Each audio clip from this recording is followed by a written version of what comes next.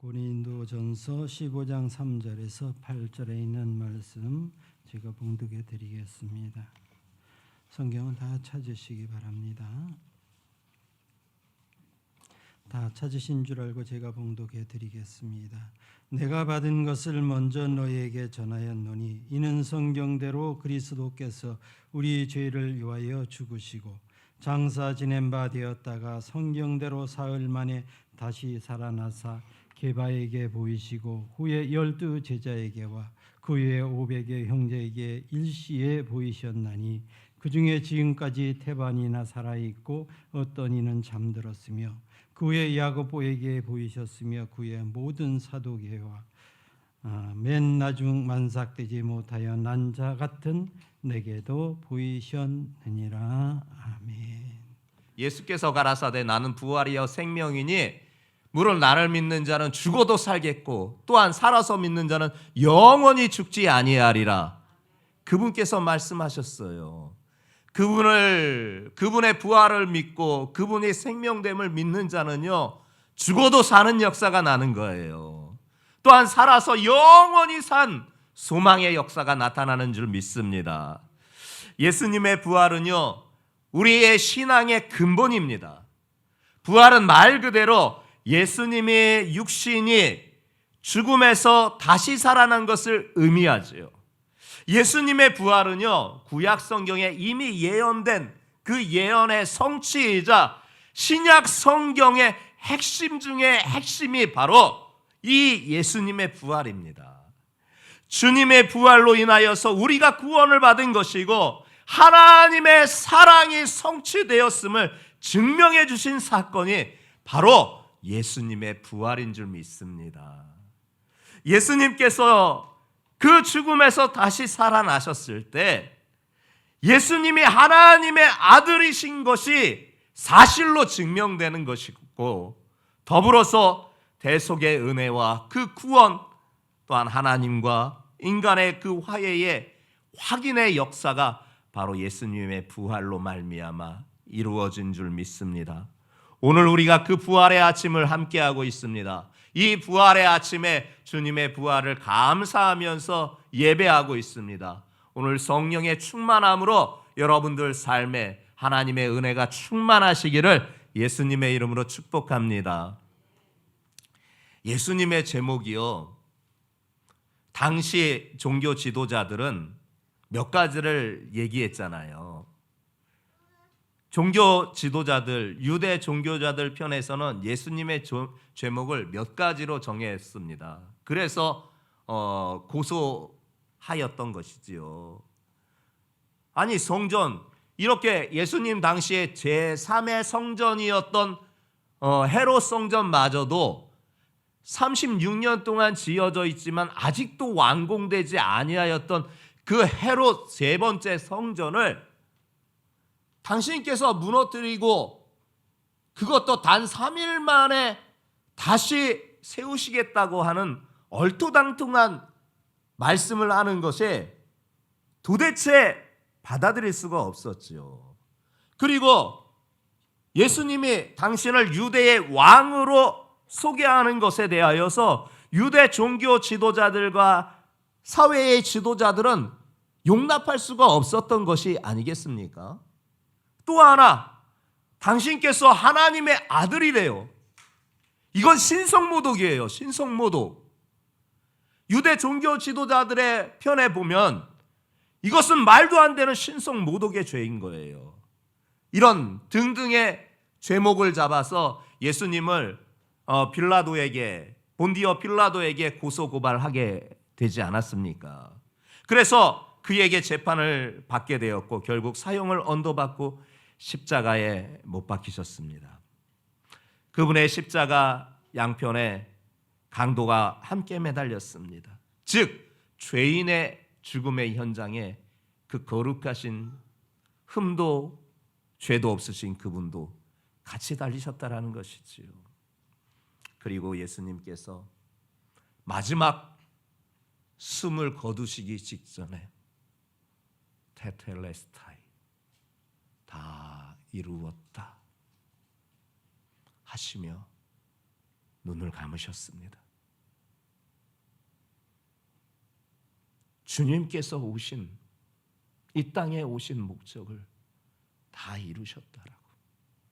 그것은 당신의 몸을 희생 제물로 드려서 온 인류의 죄를 대속하시는 구원의 은혜였습니다. 그분의 시신은 세마포천에 쌓인 채 무덤에 장사되었고, 무덤 입구에는 큰 돌이 가로막고 더불어 로마 군병들이 그 입구를 지키게 된 일을 우리가 잘 알고 있습니다. 여러분, 예수님은 부활하셨습니다. 그 부활의 아침, 여러분들의 삶도 부활의 역사가 나타날 줄 믿습니다. 자, 오늘 1절부터 2절의 말씀에 여러분, 복음이 무엇인지, 복음이 어떠한 결과를 우리에게 보여주는지를 분명하게 말씀해 주고 있습니다. 1절과 2절의 말씀입니다. 형제들아, 내가 너희에게 전한 복음을 너희가 알게 하노니 이는 너희가 받은 것이요 또 그 가운데 선 것이라. 너희가 만일 나의 전한 그 말을 굳게 지키고 헛되이 믿지 아니하면 이로 말미암아 구원을 얻으리라. 사도 바울이 지금 이 고린도 교회에 이 말씀을 하고 있는 거예요. 즉 사도 바울이 그들에게 복음을 전했다라는 거예요. 그래서 그들이 복음을 알게 되었고 그 복음에 굳게 섰고 또한 그 복음을 믿었다라는 것입니다.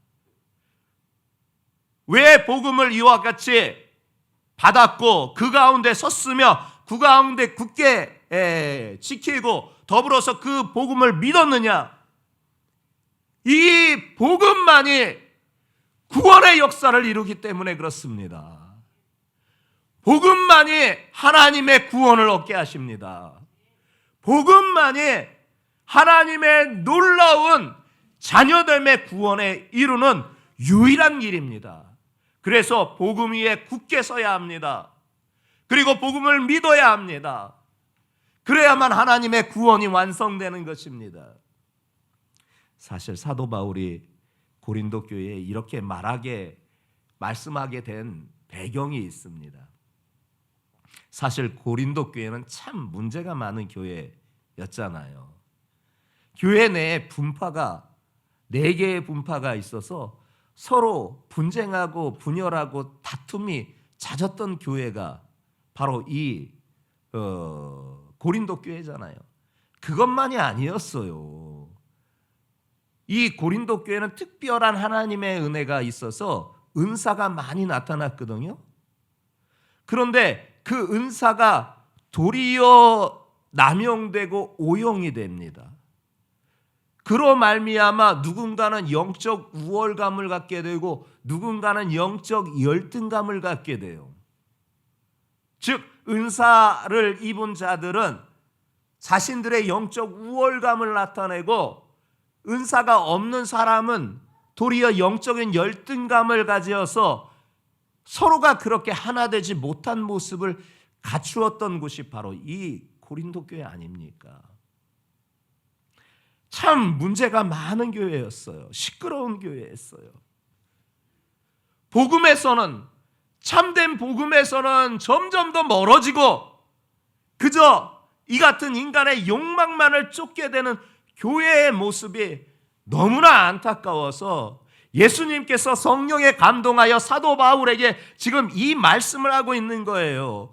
고린도 교회가 정말 건강한 교회가 되기를 바라기는 주님의 마음이 사도 바울을 통하여서 참된 신앙은 무엇이냐?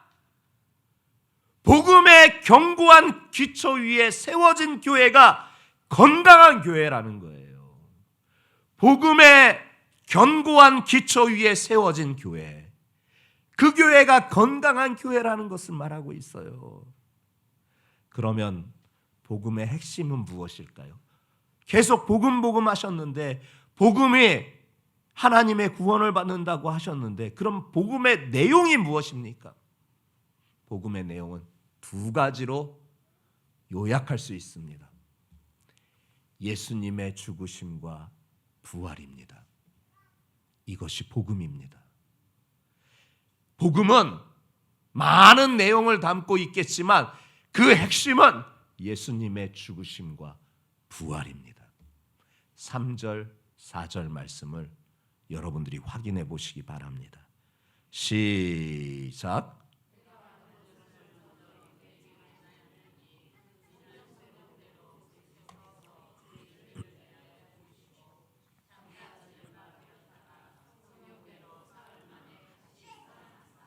아멘.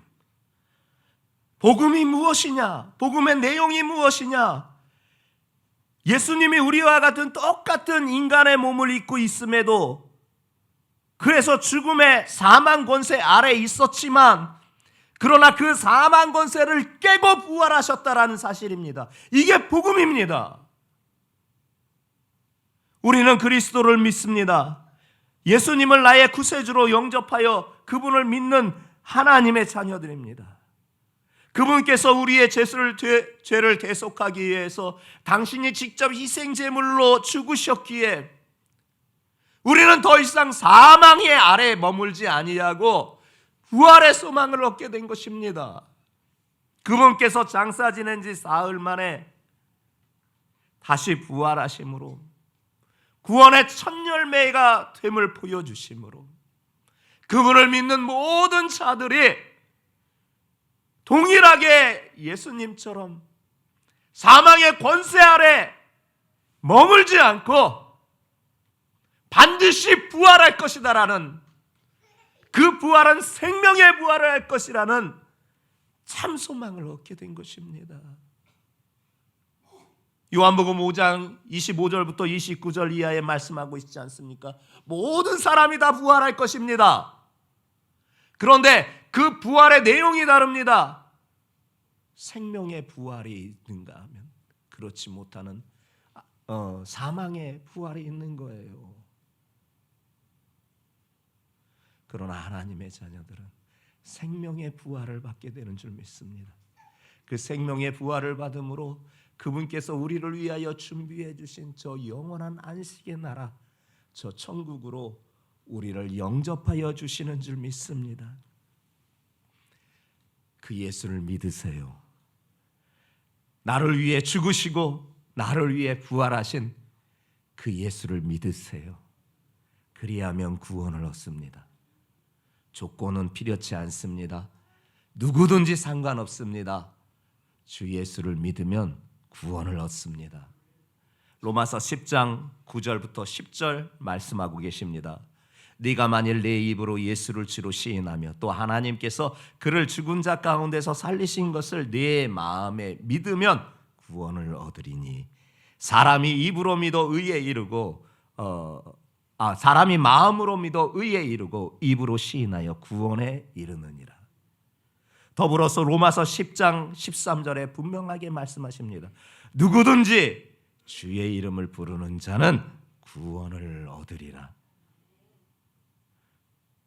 근데 세상은요, 이 누구든지라는 이 말에 불편함을 가져요. 아니, 누구든지 구원을 받아? 그럴 수는 없지. 어떤 조건이 충족이 돼야지. 그래야 구원을 받는다면 이해를 하겠는데 누구든지 구원을 받아? 난 이해를 못하겠다. 나는 받아들일 수 없다. 용납할 수가 없다. 사람들은요, 저마다의 어떤 기준을 제시합니다. 그것이 도덕적인 기준이 되었든 윤리적인 기준이 되었든 어떤 교양의 기준이 되었든 등등 어떤 사상의 기준이 되었든지 그 기준점을 정해놓고 거기를 충족하고 합격되는 사람만이 구원을 받아야 합당하다고 그렇게 여겨집니다. 그게 세상입니다. 그래서 누구든지 주의 이름을 부르는 자는 구원을 얻으리라 하셨던 이 말씀에 이 누구든지가 참 불편해요. 누구든지? 행이라도 온전해야 될 거 아니냐. 세상의 모든 사람들이 그렇게 하고 세상의 모든 종교들이 같은 말을 하고 있습니다. 그래서 우리의 신앙에 예수님을 믿는 구원의 길에 대하여 제시해 주신 분명한 말씀을 불편해 여깁니다. 누구든지라는 단어 때문에 그렇습니다. 근데 예수님은요, 누구든지 주의 이름을 부르면 구원을 얻으리라 약속해 주셨습니다. 예수님이 십자가에 달렸을 때 양편에 강도 둘이 같이 달렸습니다. 강도라고 하면은 도둑놈과는 차원이 달라요. 남의 생명을 해코지한 사람 아닙니까?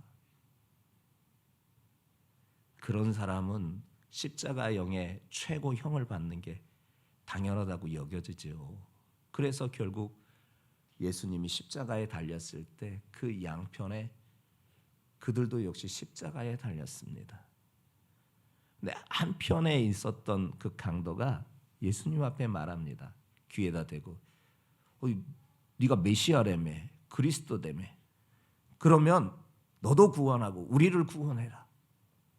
아니, 죽어가는 상황에서도 지금 그렇게 예수님을 향하여서 마치 다른 사람들이 했던 것처럼 동일하게 예수님을 모욕합니다. 죽어가는데도요. 그런데 그 맞은편에 있었던 강도는 그 강도를 제재하면서 그런 말 하지 마라. 우리는 우리의 죄값 때문에 죽는 것이지만 이분은 죄가 없으시다. 그를 제재하면서 예수님의 귀에 나지막하게 부탁을 요청합니다. 당신의 나라에 임하실 때에 나를 생각해 주세요. 그 순간 임의 힘이 다하신 예수님이 그를 돌아보면서 말씀하십니다. 네가 오늘날 나와 함께 낙원에 있으리라.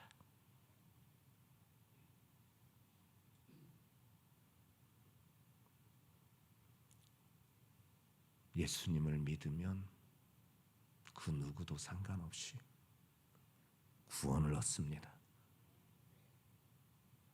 낙원에 이르게 되는 것입니다. 조건 필요 없습니다.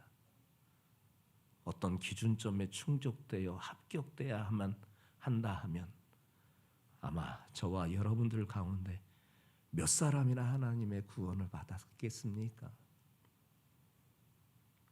그분은 아무 조건도 제시하지 아니하시고 누구든지 주 예수를 믿으면 구원을 얻는다 말씀하셔 주셨습니다. 우리 누구든지 주의 이름을 부르면 구원을 얻는다는 이 말씀을 믿고 그 부활의 주님의 이름을 부르는 우리 성도들 되시기를 예수님의 이름으로 축복합니다. 그리고 주님의 부활의 사건은요, 우연히 생겨난 일이 아니에요. 성경대로 이미 말씀하신 것이에요. 3절과 4절 말씀을 여러분들이 다시 한번 확인해 보면서 유념해야 될 단어, 성경대로는 반복된 단어에 여러분들이 시선이 머물길 바랍니다. 함께 합독하겠습니다. 시작.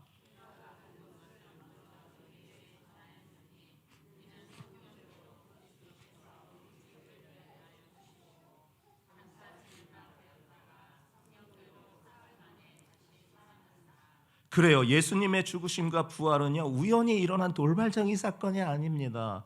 사도 바울은 분명히 성경대로 그리스도께서 죽으시고 성경대로 다시 살아나셨다라고 분명하게 말씀하셔 주셨습니다. 여기서 말하는 성경이라는 구약 성경만 존재했습니다. 즉 구약에 이미 선지자들을 통하여서 예언된 예수님의 죽으심과 그분의 부활하심에 대한 성취의 사건인 것을 분명하게 말씀해 주신 것입니다.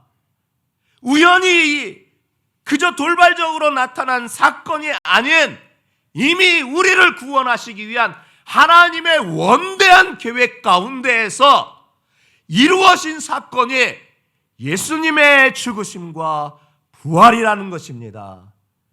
그러므로 믿을 만한 것입니다. 믿을 만한 일이에요. 주님의 죽음과 부활은 누군가 만들어낸 그저 타 종교에서 섬기는 신들의 이야기거리를 만들어내 그 후대가 그것을 믿는 그런 예수님이 아니십니다. 예수님의 죽음과 부활은 누군가를 통해 만들어낸 이야기가 아니라 이미 오래전에 창조주 하나님께서 약속하신 구원의 성취이신 것입니다.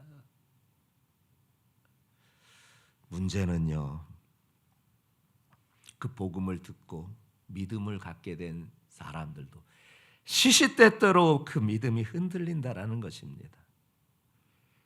우리도 혼란스러운 상황에서 믿음이 흔들리곤 하잖아요. 믿음이 흔들린다라는 것은요, 예수님의 부활에 대한 확신이 흔들린다는 것과 마찬가지입니다. 그러나 성도들이요, 예수님은 분명하게 말씀을 통하여서 이미 예언된 일이 성취임을 믿고 믿음을 잃지 않는 우리 성도들 되시기 바랍니다. 어떤 상황에서도 우리를 살리신 주님을 분명히 믿음으로 나아가는 우리 성도들 되시기 바랍니다. 그저 구약에서만 이렇게 예언된 게 아니에요. 증인들도 있었어요. 5절부터 8절 말씀이 그 말씀이에요. 여러 증인들을 얘기합니다. 같이 한번 확인해 보겠습니다. 5절부터 8절입니다. 시작.